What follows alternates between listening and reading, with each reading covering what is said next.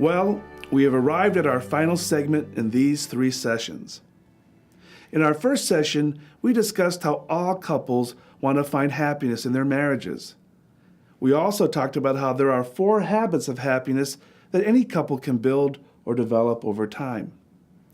In our second session, we talked about building communication and intimacy in our marriages and how to deal with 4 different destructive patterns of communication.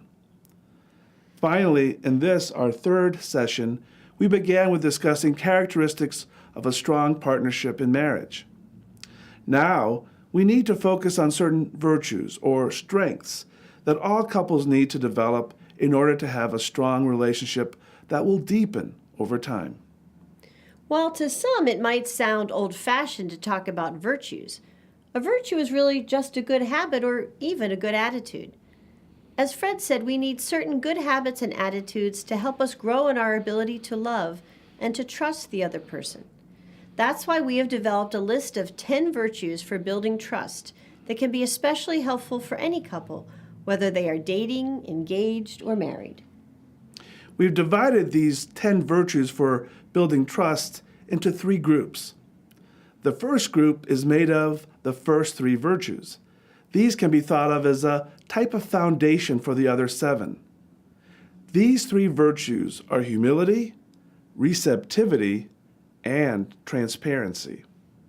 The first and most foundational of these virtues is humility. Humility is the quality of acknowledging that God alone is the source of all that is good in each person. A humble person is quick to praise others and to praise God. A humble person is thankful for all the gifts that God has given him or her. A humble person is quick to ask forgiveness or to admit that he or she needs help. Here is a good question to ask yourself. Do I thank and praise my beloved regularly, or am I often critical? Receptivity and transparency are the virtues that follow, and they complement each other. Receptivity is the quality of allowing others to share who they are and what they truly think. A receptive person is a good listener and is open to the input of others and to being guided by God in doing what is right. A good question to ask would be, am I open to the thoughts and feelings of my beloved, even when they are not in agreement with my own? Or am I more interested in talking rather than listening? Transparency is the quality of allowing others to know who you are and what you truly think. A transparent person is honest and does not lie or hide things that should be shared with others. Most importantly, they have a clear conscience before God. Do I share my thoughts and feelings with my beloved, or am I reluctant to do so?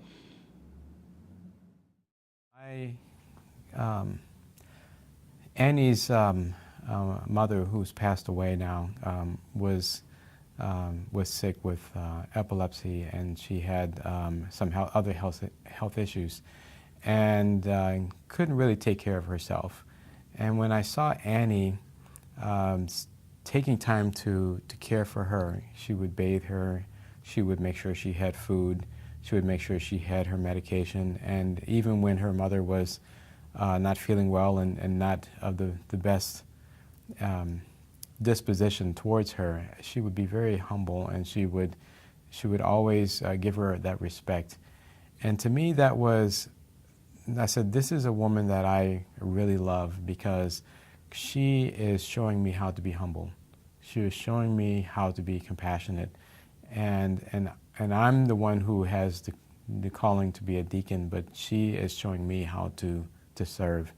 And so I think that when we see each other, we grow from each other, because I learned humility from Annie. I learned how to humble yourself in a unique way. One of the biggest things that I've learned in the 2 years we've been together is receptivity and understanding her needs, her emotions, and her wants, and letting her have just as much freedom to say what she's feeling, and being open I don't want to do anything that blocks that. I don't want to do anything that brings her down, that weighs her down, because marriage should be this act of freedom, this freedom of expressing ourselves and of being ourselves totally and completely to each other. That's a good point. I think receptivity, even on a more practical level, is just letting things go sometimes, just being receptive to the fact that, okay, well, that might have been irritating to me, but I'm not gonna, that's okay because we're different people. And again, that's something we're figuring out how to do and how to love each other in that. So. When I hear transparency, what it makes me think of is how important it's been for us to kind of bear our heart on our sleeves. And I don't keep any secrets in our relationship. There's nothing that I kind of hold in my heart that I wouldn't share with Claire. And it's been really life-giving for us to have that kind of relationship where we are completely sharing in everything and always seeking to understand each other fully and to be able to see each other's heart clearly. Yeah, I think it takes a certain humility to bring that kind of transparency to the relationship, to not hold things back in pride, like this is who I am and I'm not going to necessarily reveal it to you. I think I used to operate a little bit under those terms prior to marriage, and I found that it's very detrimental to your marriage if you hold things back from your spouse. The second group is made up of 4 virtues that deal with our difficulties, our fears, our desires, and our indifference. They are patience, magnanimity, purity, and kindness.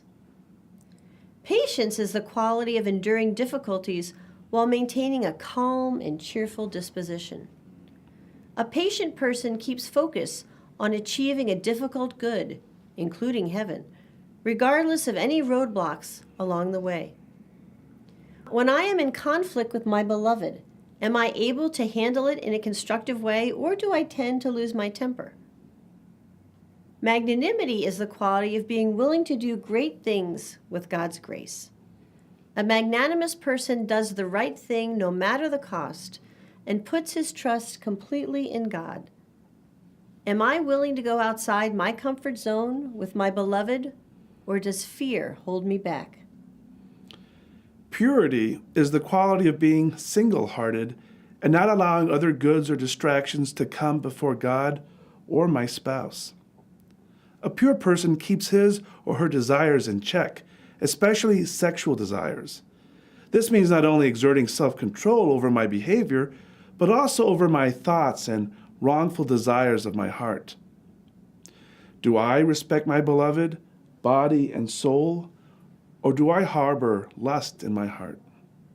Kindness is the quality of being thoughtful and putting the good of others before my own convenience.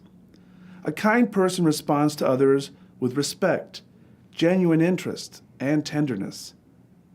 Do I find different ways to serve my beloved and to offer to do things without being asked? Or can I be indifferent and unhelpful? And I think that that's important. Patience is important, especially for me to remember not to nag and to get after Carson constantly after a conversation, I think. Mm-hmm. Yeah. It's difficult, but it's so important because to love him, I need to give him the space to grow. Yeah, absolutely. When I hear the word purity, what it makes me think of is one of the passages in the gospel that I have for a long time tried to have guide my life in a very real way, which is blessed are the pure of heart, for they will see God. And that really speaks a lot to me as a man and in our marriage in terms of sexuality, really holding myself accountable to make sure that sexuality is always something that is a gift, that it's never something that I'm trying to take, but that it's something that I'm always trying to make sure is coming from a very pure and beautiful place in my heart, and that it really can be this mutual self-gift. And it's something that recently NFP has helped us to cultivate on even a deeper level than where we were previously.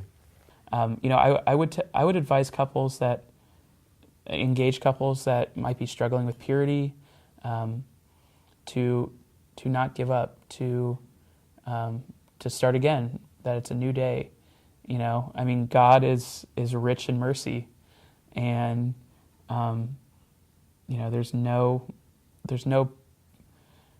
time where God says, okay, well, that's too much. Sorry, you guys are done. There's always a time to start again. And this is why we have confession. Yeah. And also that's one of the best things that we've done as a couple is go to confession regularly together. One of the things I was drawn to most about John was his kindness, and I think it's something I value so much in him and in our family culture. I wouldn't say that I was raised with that as like a sort of a central virtue in terms of how my parents or my family treated each other. It was, a lot of truth telling, but maybe not as much kindness. And I really value that about John and the ways that we as a family can cultivate a sense of kindness. We use that word a lot with our children because I think it's one of the most important things for children to learn is to be kind, more so than even being right or being.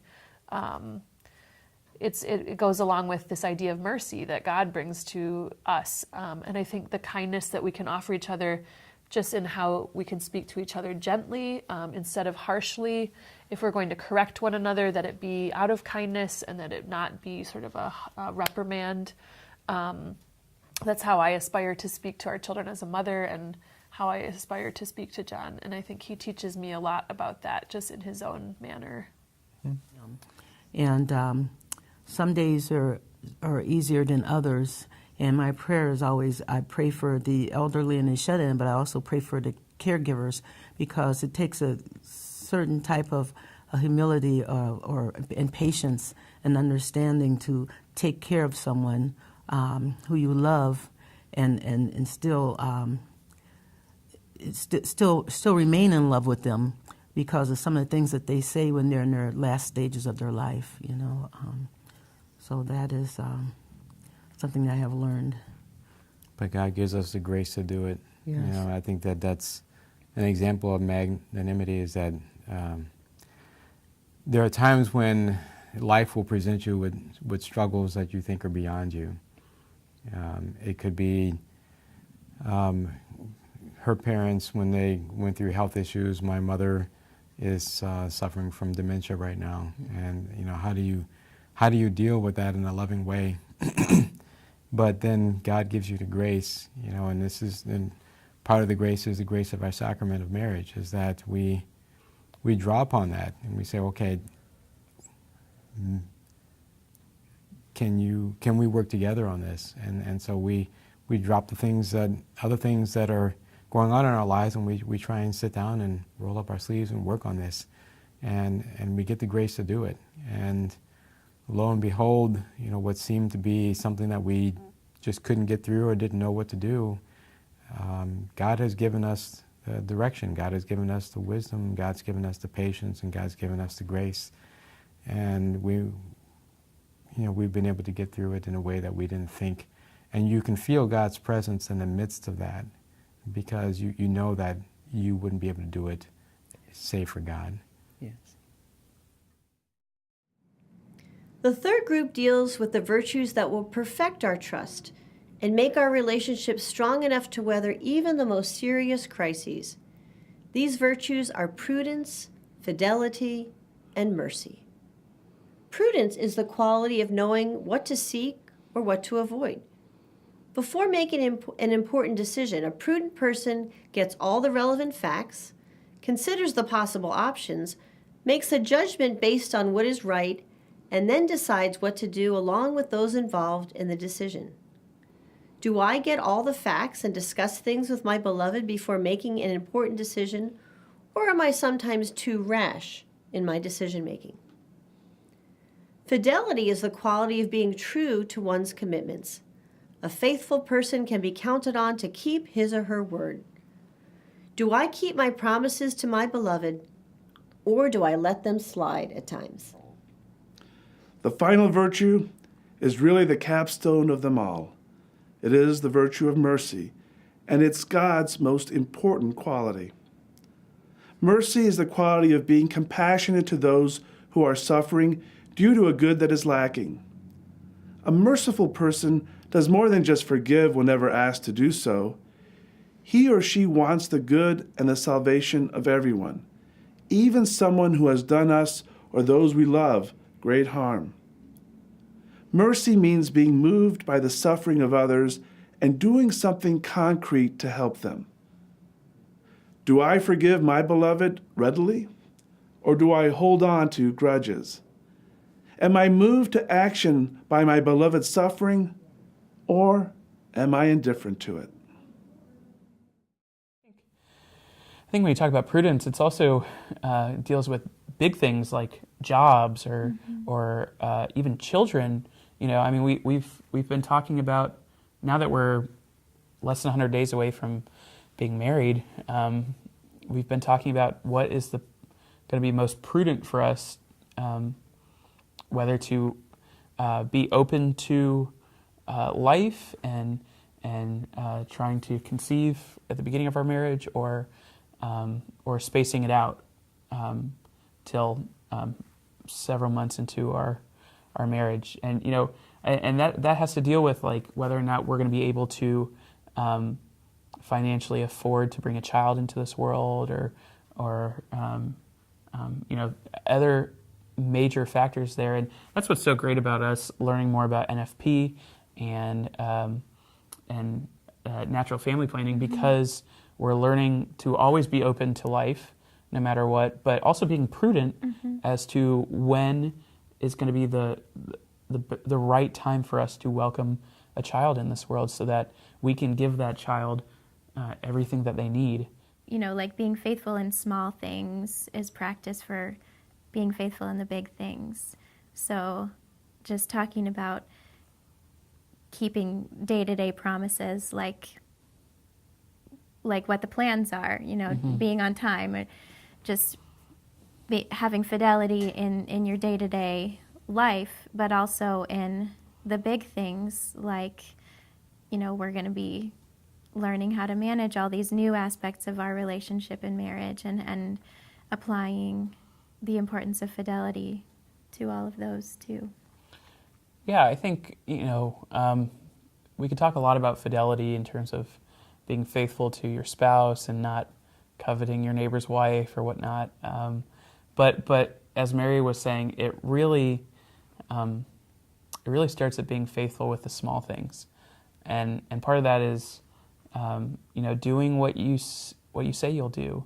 I think especially the humility and receptivity are so critical to just a happy marriage and just a happy daily life together. And I think for us, we've kind of taken on just the ideal of loving each other as Christ loves his church, which seems like such an abstract idea, and it did to us at first too, but you start to realize throughout marriage that it's easy, at least for me, to just become impatient and, seek things out of my spouse that maybe aren't realistic, and become upset, when things aren't perfect. But just taking time to reflect on how Christ loves each one of us and loves his church with just complete mercy, and to be able to reflect, especially on, just how much of a sinner I am, and how much unconditional mercy and love that Christ shows me on a daily basis, really serves as an ideal for, how I'm to treat you. And so times when I get impatient, if I can take a second to just reflect on Christ's love for us, it really gives you hope and faith and courage to act upon that.